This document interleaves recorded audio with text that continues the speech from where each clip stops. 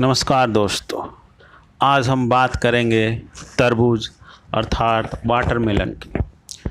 जैसा कि आप देख रहे हैं कि गर्मियां बहुत बढ़ गई हैं, मार्केट में तरबूज आ चुके हैं, लेकिन जिस तरह से गर्मियों का तापमान ज़्यादा है उसी तरह से तरबूज का तापमान अर्थात तरबूज का रेट, तरबूज के भाव, उसका भी तापमान ज़्यादा है।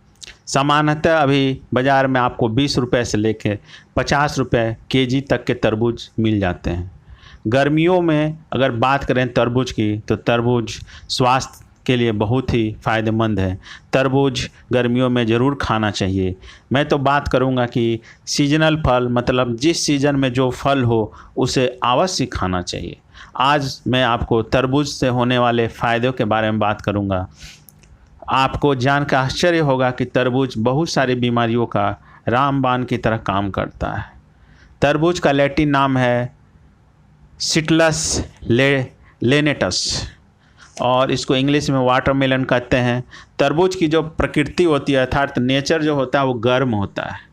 आपको जानकर आश्चर्य होगा कि तरबूज का नेचर गर्म होता है। बहुत सारे लोगों को लगता था कि तरबूज जो होता है ठंडी प्रकृति का होता है, लेकिन मैं आपको बता दूं यह गर्म प्रकृति का होता है। इसलिए तरबूज को वीर्यवर्धक भी कहा जाता है। तरबूज खाने से प्यास कम लगती है। इसके अलावा तरबूज की मिंगी पौष्टिक और मस्तिष्क शक्तिवर्धक होती है। तरबूज वीर्यवर्धक का कार्य करता है। अगर आपको वीर्य कम बनता हो तो अधिक से अधिक तरबूज खाएं, ये आपका रामबाण की तरह काम करेगा। यदि सिर दर्द गर्मी के कारण हो तो तरबूज का गूदा मलमल के कपड़े में डालकर निचोड़े और रस को कांच के गिलास में भर ले। इसमें मिश्री मिलाकर प्रातः पिलाएं, सिर दर्द छूमंतर हो जाएगा। यदि वहम की तीव्रता से पागलपन हो तो तरबूज के रस का 1 कप, गाय का दूध का 1 कप, मिश्री 30 ग्राम मिलाकर एक सफ़ेद बोतल में भरकर रात को खुले में चांदनी में किसी खूंटी से लटका दे। प्रातः भूखे पेट रोगी को पिला दे। ऐसा 21 दिन करने से वहम मतलब जो चित्त भ्रम, मन भ्रम जो होता है वो दूर हो जाता है। खाने के बाद कलेजा जले फिर पीली पीली उल्टी हो तो प्रातः 1 गिलास तरबूज के रस में मिश्री मिलाकर पिएं। इससे प्यास भी कम लगती है। जोड़ों में दर्द में तरबूज का रस का पानी काफ़ी लाभकारी होता है। कब्ज के लिए तरबूज के बीज, तरबूज खाना रामबाण की तरह काम करता है। कुछ दिन नित्य तरबूज खाने से कब्ज एकदम समाप्त हो जाता है। धूप में चलने से बुखार अगर आया हो तो वो भी ठीक हो जाता है। सूखी खांसी में भी तरबूज खाना उपयोगी है।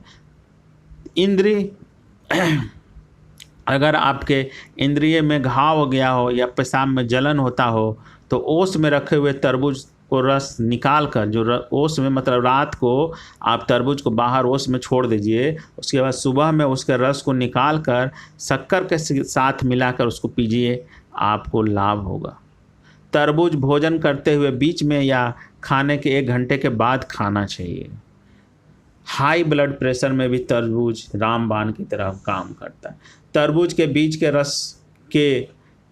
बीजों के रस में एक तत्व जो कुरकुरबोसाइट्रिन होता है मिलता है, जो रक्त कोशिका नली को चौड़ा करता है। मतलब जो हाई ब्लड प्रेशर उनको होती है, जिनको कि हमारे जो रक्त की नली होती है वो सिकुड़ जाती है, तो इस तरबूज के बीज में जो कुरकुरबोसाइट्रिन नामक जो तत्व पाया जाता है वो हमारे जो नस होते हैं, कोशिका नली होती है, उसको चौड़ा करने का काम करता है।